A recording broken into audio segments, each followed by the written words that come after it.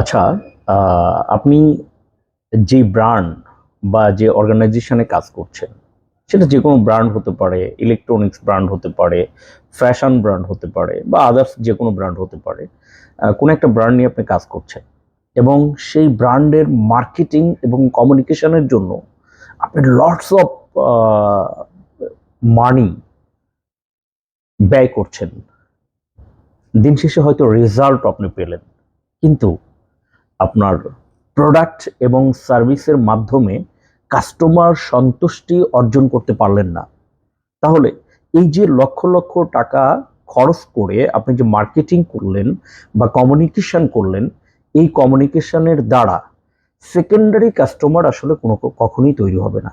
এই জন্য যে কোনো ব্র্যান্ডের মার্কেটিং, কমিউনিকেশন এগুলো তো লাগবেই। এর পাশাপাশি আপনার সার্ভিস এবং প্রোডাক্টের কোয়ালিটির মাধ্যমে আপনি যদি কাস্টমারের সন্তুষ্টি অর্জন করতে পারেন, তাহলে ওই প্রোডাক্টের সেলসের জন্য খুব বেশি মার্কেটিংয়ের প্রয়োজন হবে না।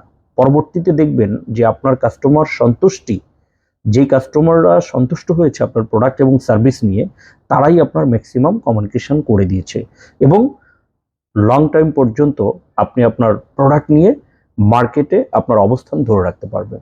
এজন্য শুধুমাত্র ব্র্যান্ডিং এবং কমিউনিকেশনের উপরে জোর না দিয়ে প্রোডাক্টের কোয়ালিটি এবং কোয়ালিটি কাস্টমার সার্ভিস এনশিওর করা অত্যন্ত জরুরি।